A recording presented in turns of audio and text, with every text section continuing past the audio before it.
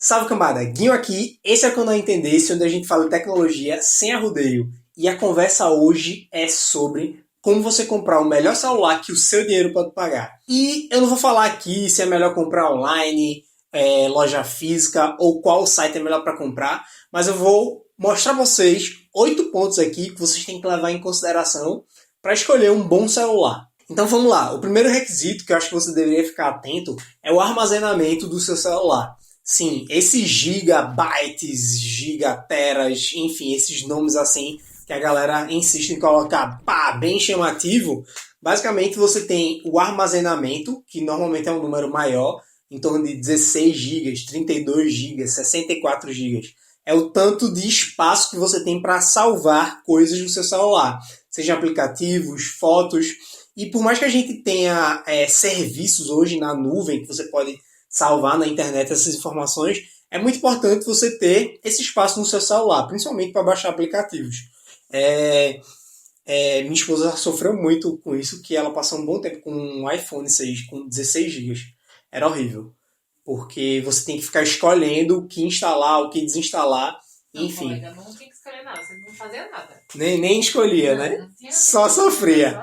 Pois é, então muita atenção ao armazenamento do seu dispositivo. O segundo ponto é a memória, que é exatamente a mesma medida que se usa para o armazenamento, que é o gigabyte, só que aí é a memória RAM, que a gente chama, que é a memória responsável pela quantidade de coisas que você vai conseguir fazer ao mesmo tempo. Então, a quantidade de aplicativos que você vai poder abrir ao mesmo tempo, sabe? A memória RAM é o que possibilita você navegar entre aplicativos e deixar eles executando. Por exemplo, você estava assistindo um vídeo, você mudou para outro, e aí quando você volta, o vídeo ainda está lá. Ela é um pouco menor do que o armazenamento e varia em 2 GB, que é um absurdo, porque eu estou até com um celular que tem 2 GB, mas esse celular tem 5 anos, ele é de 5 anos atrás.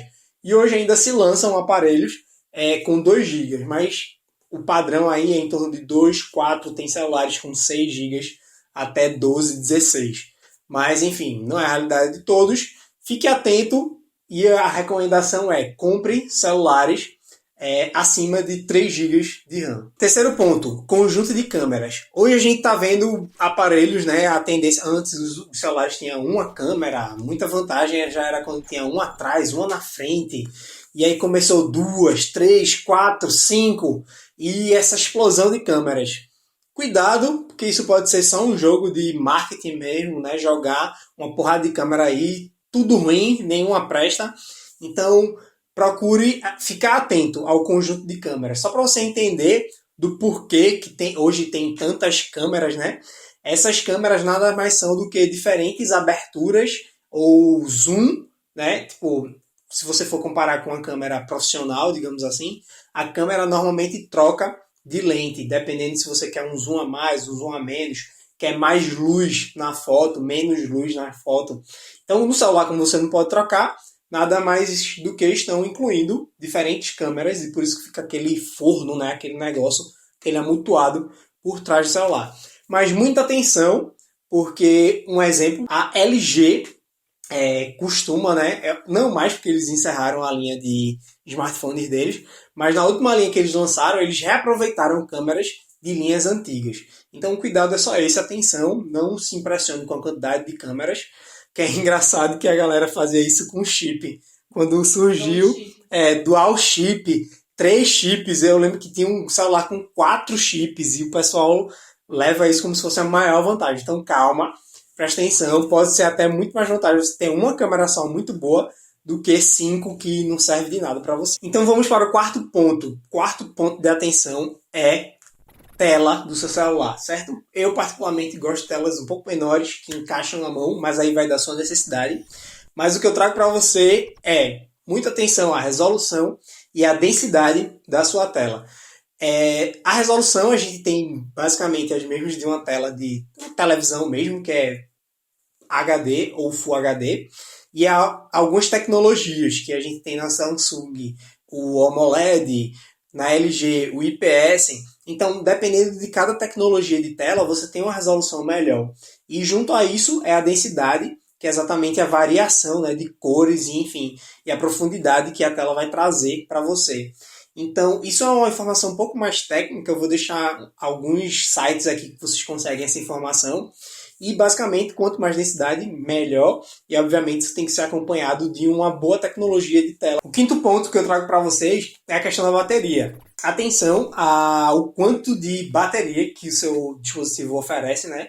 Hoje a gente tem aparelhos que estão na base já de 4.000 miliamperes, é a medida miliampere de armazenamento, né, de energia lá da bateria. Então, nessa faixa de 4.000 para cima, aí, tipo, a gente já tem aparelhos que tinham 5.000 lançados há um tempo atrás também, mas dependendo muito do conjunto de construção do aparelho, né, você pode ter uma bateria menor e o aparelho ser bom do mesmo jeito. E isso é um exemplo dos iPhones. Os iPhones não têm baterias muito grandes, muito potentes, digamos assim, porque ele tem um gerenciamento diferenciado, seja do sistema ou mesmo do conjunto lá da engenharia, né, da construção do aparelho. Mas, principalmente para aparelhos, para um público geral, né, que é Android, é importante você ter uma bateria grande, né, de grande armazenamento. E não só a bateria, mas um carregador que venha em conformidade com essa bateria. Porque se você tiver também uma bateria muito grande e um carregador que não tenha uma amperagem, né, que é a medida de corrente que leva para carregar essa bateria, você pode levar muito tempo para carregar a bateria. Então, atenção ao conjunto bateria-carregador. Beleza, o sexto ponto que eu trago para vocês é a questão da construção do aparelho, tá? A construção, eu digo, todo o termo visual lá, seja a câmera saltada, seja as bordas dele, seja os botões, tá? Isso é uma coisa que às vezes a gente não se atenta muito, né? Normalmente você procura um aparelho, acha ele bonito, acha ele feio, enfim. Não sei quais os critérios que vocês levam em consideração, mas o que eu trago é reparem na construção. Tem muito aparelho que vem com fresta, vem com as coisas que possivelmente, pronto, aparelhos com fundo de vidro. Isso é uma tristeza, você derrubar aquilo no instante para quebrar, fica feio pra caramba. Obviamente, tem aparelhos que você não tem muita escolha, se é algo de desejo seu, você vai ter que seguir aquela construção do aparelho mesmo, mas dependendo de como você é ou de que para quem você vai comprar esse aparelho, né? Repare na construção, se é plástico, se é vidro, se é metal, e tente escolher algo que se adeque mais à sua utilização. Além da construção no aspecto de estética, a gente tem também a construção da engenharia do aparelho, tá? Muita atenção, porque algumas marcas costumam reaproveitar peças, e eu digo internamente, né, de aparelhos antigos. Então você tem muitos lançamentos que vêm com processadores antigos e com, como eu falei um pouco antes, conjunto de câmeras antigos. Então é muito importante a gente ter esse cuidado se você vai fazer realmente um investimento e hoje os aparelhos estão extremamente caros, né? Atenção se a construção, a engenharia, né, do aparelho está sendo algo reutilizado ou algo realmente que é uma novidade. E o sétimo ponto que eu trago para vocês é exatamente a marca. No final das contas, muita gente me pergunta, né, qual é uma marca boa para comprar celular? Isso varia muito, sabe? Hoje a gente tem fábricas em diversos lugares diferentes e dispositivos em diversos locais do país que vêm para essa fábrica. Então, a marca pode ser, sim, uma referência para a construção do aparelho, mas nem sempre. Então, tente procurar uma marca que realmente atenda todos esses outros requisitos que eu citei antes e que, na verdade, vai ser meio que uma consequência a marca, né? Aquela que atender a todos esses requisitos e que, no final das contas, se encaixar, vai ser só um detalhe. Lógico que a gente, às vezes, gosta mais. Eu gosto muito da Samsung e tenho uma afinidade por aparelhos da Asus. Já tive Asus também, mas no final chega a ser algo muito mais pessoal. Se atender a todos esses outros requisitos que eu citei antes e for uma marca desconhecida, vai na marca desconhecida. Um último ponto, que é apenas um detalhe, não classificaria aqui como um oitavo ponto, mas é mais um asterisco, é o do sistema operacional. Hoje, a gente tem basicamente dois sistemas operacionais que reinam, que é o iOS e o Android. E aqui você não tem muita escolha, tá? iOS, ele vem em aparelhos da Apple, que são para pessoas de poder aquisitivo altíssimo, não é o meu caso, mas o outro é o Android, que é o que está em uma grande maioria de dispositivos de diversas marcas. De todas as outras marcas, né? LG, Samsung, Xiaomi.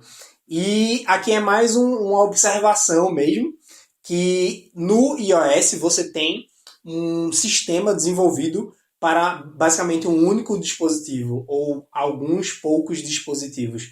Então você tem um conjunto de engenharia e sistema que trabalham muito bem. Então por isso que os aparelhos Apple são famosos por ter um desempenho melhor, porque tem todo um pensamento em conjunto ali, certo? Por outro lado, a gente tem o Android, que é um sistema livre e que está embarcado em diversos outros dispositivos.